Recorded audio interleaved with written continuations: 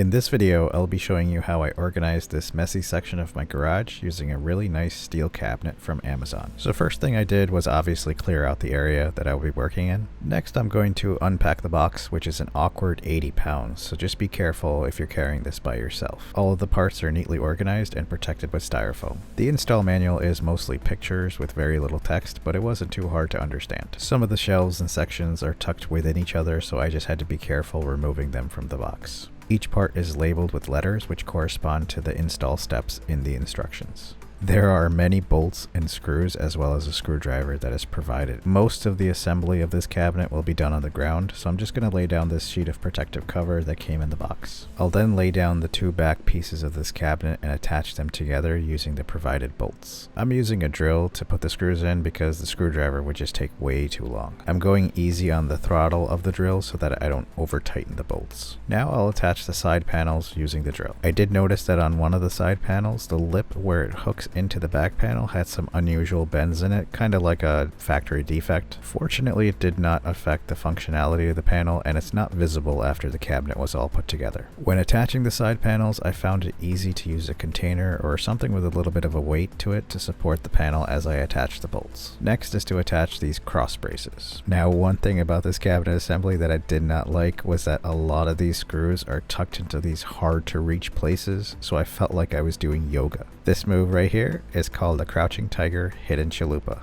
I literally got to the point where I was cursing this thing out in sign language. I even took a break to watch the rainfall. That's how bad it was. Fortunately, the last and final step for the groundwork was to install the footer pieces as well as the adjustable legs. These adjustable legs are great if you have an uneven ground surface because the legs can be raised or lowered to get the cabinet level. Now I'm going to lift the cabinet and move it into place, which wasn't too difficult and can be done by one person. Next, I'll put the shelves in. I'm using some containers that I'll be storing in this cabinet as a point of reference on how high each shelf should be. The shelves sit on these metal support brackets which easily attach to the slots, and you can see there are many slots so you can really customize the space between each shelf. I used a level to make sure it all looked good. To install the doors, just drop a swivel piece at the bottom and the door pops in easily with a spring swivel at the top.